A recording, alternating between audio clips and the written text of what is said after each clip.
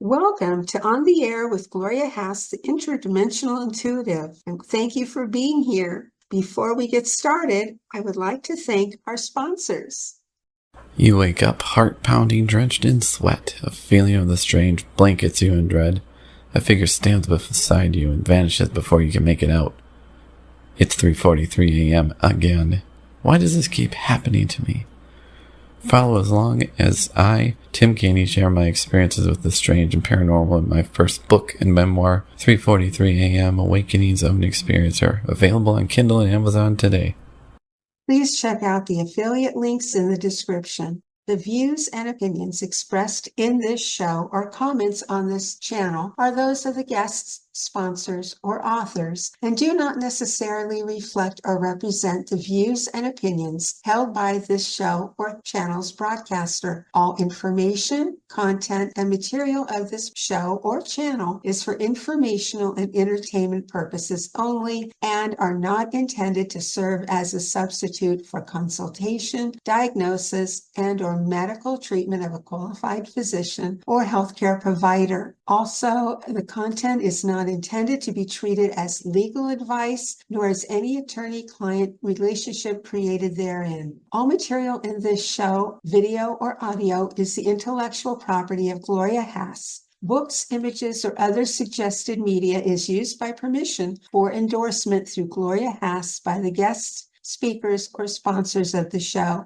This video and audio were produced in its whole by Gloria Haas and is intellectual property of her. Any unauthorized use, partial or as a whole, is strictly prohibited.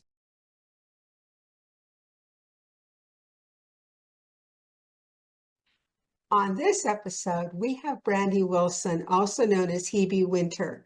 Brandi made history as the first Black woman in the United States to have a mobile spiritual counseling business and as the first Black woman to create her own brand of therapy called Divine Elevation Therapy, which is proprietary and exclusive.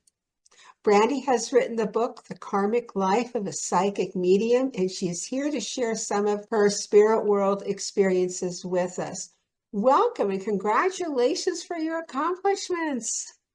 Thank you so much. And thank you so much for having me on your podcast. Oh, you're quite welcome. How did you get started with spirit world experiences? So I became psychic at the age of 21. And I met somebody that I was working with, and they were spiritual too. And they're actually related to a well-known rapper. And once I met this person, like I feel like their energy kind of transferred over to started my journey becoming psychic. And I write about everything in my book, like how it started, and then like the strange things that occurred after I met this person, and then it just kept going from there. Why don't you share with us some of the strange things that started to happen? So at the beginning, a lot of strange things that happened were like people calling my name. Okay, there was like random people calling my name, and they weren't even like looking at me. Like, and I would just go to a store and I would hear Brandi, and they would say it the same way. Like they all said it the same way, but they weren't looking at me. So I would be looking around like, and then there was this one guy who I was walking, he called my name, and I turned around and he didn't say anything. He just stared at me. And then I was taking, like, there was one time I was taking a picture of myself at work, and there was like this ghost face that was over my face. And you could clearly see in the picture that my eyes were open and the ghost's face was closed. So those are like some of the strange things that started at the beginning. And then it just went from there to like having dreams about angels, ghosts, demons. Like it started to go into my dreams. And then I started seeing angels in person. Yeah, I would see like angels in person, and I kind of knew it was them. It's like you kind of know that they're not human. What about the demons? Have you had any spiritual warfare attacks from demons? Yes, I have so many attacks from demons. So it started out with them coming into my dreams and like harassing me every night. Like it got to the point where it's every night I was being harassed by demons. And then like when I went to go get baptized, they started going into people. So then I start seeing them inside other people. And then it got to the point where I started seeing them in the flesh. What was your reaction when you started seeing the demons? So at first I was really scared because I wasn't sure what was going on, why they were attacking me, and they started when I became psychic. I didn't see any demons or any angels before I turned 21. It was after I became psychic, then they started to show up. And, I was very terrified and I tried to get help. And it was once I wasn't scared of them anymore is when it started to be more manageable for me because no one else either they didn't believe me or they just couldn't help me. When you say more manageable, can you expound on that for us, please? So yes, so when I see demons now, it doesn't bother me. Like I'll see them just randomly. I can see them like if someone's walking down the street, I can see a demon inside them, or I'll see a demon inside of a wall. It doesn't bother me now. I just kind of ignore it. Um, like before, I would be like, "Oh my goodness, there's a demon," But now it's just like, "Oh, it's just a demon." So it's regular now. Like now it's regular, and they don't like attack me anymore either. Like before, it was like it was an attack mode. Now it's just kind of like they're hanging out, and I just happen to see them. Do you see them inside your house where you live? Yes, I do. Like I'll see them like in the wall. Like I can see their face outline like in the wall. Um, Sometimes when I'm in the shower, I'll see a demon. It's just like really random, but like I feel like currently right now it's not as much as I used to because I used to be involved with a lot of black magic and now that I'm not, it's not as much as it used to be. When you see the demon in your home, do you cast them out? Do you tell them to leave? I used to. So I used to tell them to leave and I used to try to do, magic or try to, do different things to get them out. Now, when I ignore them, they disappear. So that's one way to get rid of energies that you don't want around you is ignoring them. Because once you see something and you don't give it any attention, it disappears. I have both good, positive and negative spirits come through here. I also have demons who come through here. And Mm-hmm. I will be communicating on my Spirit Talker app or my EVP meter app. And the good spirits, they're scared and they're saying it bothers them. So I end up casting out the evil spirits because it bothers the good spirits because they tell me. Or if the hair on the back of my neck raises up, I just tell them that to leave because Okay. I get physically uncomfortable because I used to be into witchcraft when I was a teenager and I used to even scare witches when Wow. yeah, I was pretty heavily into it. So I now just tell them to leave because I don't want them adding more for me. Well, if I don't know they're here and I ignore them, then I don't know if they would leave or not, or if they would just keep hanging around. Yeah, I think it depends on who you are and what your path is. You may be able to see a demon and be like, "Hey, get out of here," but someone else may struggle with that. So, I feel like where I'm at right now in my life, I don't have an issue with them. Like they're not bothering me and I don't see them often. So if I did tell them to leave, they would because I don't give them any energy to manifest around me.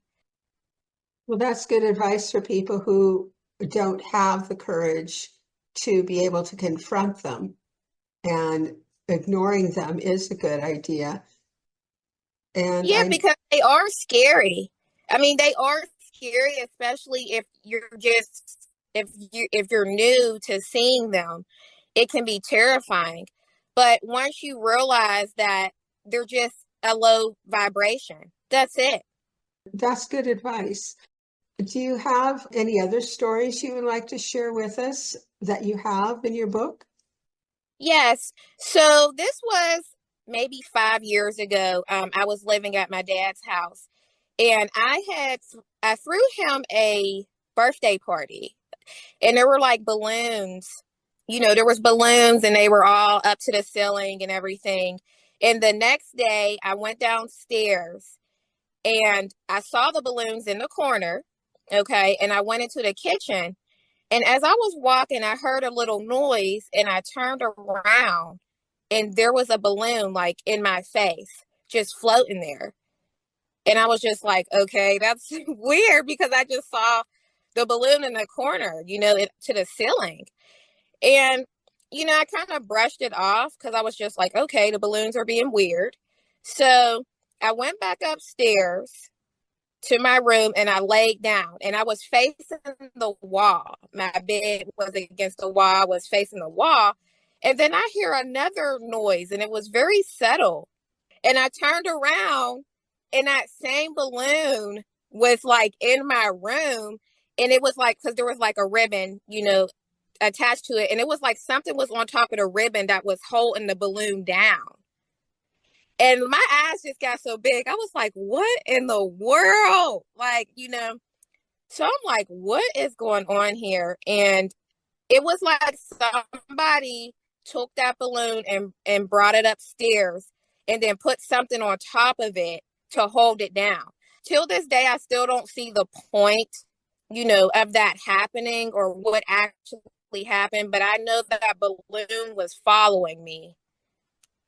Someone wanted to let you know they were there. I was like, what was the point of that? Yeah, they were letting me know they were in the house.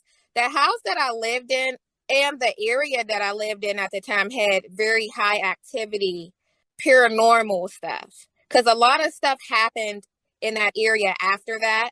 But yeah, someone must have just wanted to let me know, like, hey, I'm around here. And I'm like, oh, okay. They wanted to give you a gift, even though you already had the balloon. Yeah. It was so it probably was a positive energy, because I wasn't scared. I was just like, what's going on? So I do think it was more of a positive energy. It sounds like it. Do you have any other stories you'd like to share with us? Also, there was one time my dad had like a big mirror in his house, and I stood in front of it and took a picture of myself in the mirror. And I kept the picture in my phone for like a year, because at that time I was trying to lose weight, and I needed a picture to go off of to see how much, weight I lost. So I kept a picture in my phone for like a year. And then like a year later, I'm looking through my photos, and I see that picture, and I noticed there's a little face in the background of it. And, I text the picture to my sister, and we were saying like, yeah, that wasn't there before. And she's like, yeah, we didn't see that figure in the back before. And it turned out that there was a ghost face, which I have in my book, of the ghost who reappeared a year later in one of my photos. And I found out, like, ghosts and, spiritual energies can do that. They can just appear in a photo that you took a long time ago. And it was like a man's face. I don't know exactly who it was, but it was like a man's face. And you can see like little dots all around it. But it's like a clear photo of a ghost. And that's actually the picture that I have the most evidence that there is paranormal activity. I didn't even know that they could appear in a photo down the road, even though it wasn't in the original one. That is really interesting. Maybe if it's just like on your phone, maybe not like a physical picture, but maybe a physical picture too. You never know. Right, yeah, because they're drawn to the energy of different electronics. Mm-hmm. And So maybe it was just another ghost trying to appear to let me know they were around. I really appreciated it because it was like, yes, I have proof. I have proof to show people that, I haven't been making this stuff up and this stuff is real. And there's still people who are going to say, oh, you photoshopped it, and you know that you didn't. And Right. because we're always going to have skeptics, and we have the believers, and we have people who are like, well, show me proof. Well, here it is. And they can either believe or remain skeptical. It's all their choice, but we're just here as a messenger and ready to share. Yes. And in my book, in the back, I have several pictures of entities and ghosts and demons that I've found in my journey. And like you said, it's up for the person to believe it or not. But I feel like the real spiritual people know. They know if it's real. Exactly. People can find your book, The Karmic Life of a Psychic Medium, on Amazon, and I will have that link in the description. And if you'd like to get in touch with Brandi, I will have the link to her website so you can contact her. And my book is also in Barnes and Nobles as well. I will put that link as well in the description. Thank you so much for having me on your podcast. I really appreciate it. Well, thank you. And everybody, just go to her website and read her accomplishments. I mean, she's put in the hard work for what she has done, and she keeps continuing to put in the hard work. We're always looking for scary stories. So please send us your ghost stories to be read on the show at gloriahass5@gmail.com. We look forward to hearing from you.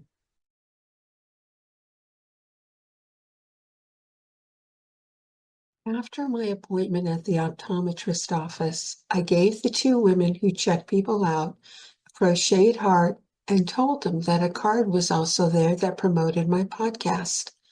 One of the women asked, what kind of podcast? And I told her paranormal. We talked for a few minutes as there wasn't anyone else there. The other woman was also interested. After I sat down, I turned on the Spirit Talker app on my phone. A spirit came through. His name was Stephen.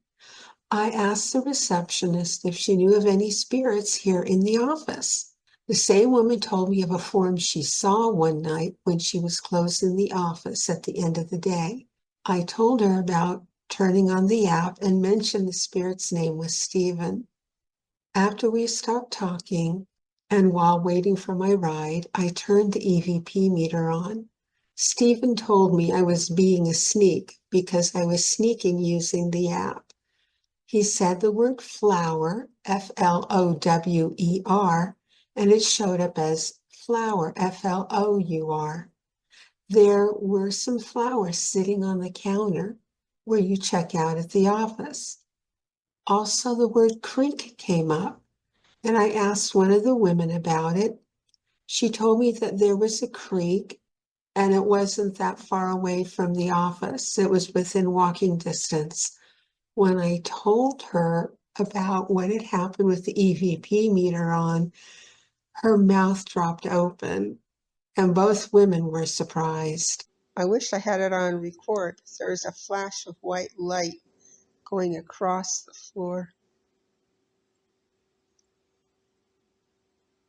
There we go. A necklace.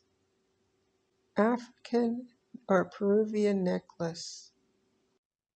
I continued to research the necklace, and it could have also been Turkish.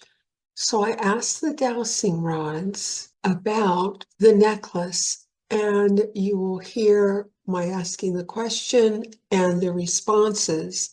Then a spirit came through who pushed the rods aside and wanted to speak. The Turkish style necklace, was it worn by someone who is not Turkish? Yes. Was that a woman who wore that when she died? Was it a man? Yes. Did the man live in Turkey, even though he was not Turkish? Did the man live in the United States? Did he live in Canada? Mexico? South America? The Middle East? Europe? So the man lived in Europe. Was he an actor? Was he an eccentric? I just got hit on my right hand, and so did my dowsing rod. So he was not an eccentric. Is his spirit here now? Is there a special message that I need to know? Are we done with the questions? Does the spirit want to be channeled? Yes. Okay, we will try. It was like a forceful wind, a forceful breeze actually, that hit up against the dowsing rod. It was wild. I am ready when you are. He was not eccentric. He liked pretty things. We would label him as a homosexual. The thumb on his left hand, the joint underneath, the first joint underneath the nail, was always paining him, almost like it had been broken or damaged or deformed. It had bothered him most of his life. Arthritis set in. It made it difficult for him to play the piano. He loved the sounds of the piano. When I say sounds, he liked different types of piano, like harpsichord, different types of keyboards, and the different sounds that they all made naturally. I heard the name Rocko. I heard the word heavy. Did you become heavy later in life? I saw when he was younger, and he did not appear to be on the heavy side. He misses his parents. His mom enjoyed laughing. His dad was more conservative. I saw a man wearing a suit, like a businessman wearing a suit in a picture. He had to hide his identity because he didn't want to hurt his parents with his sexual orientation, with his chosen sexual orientation.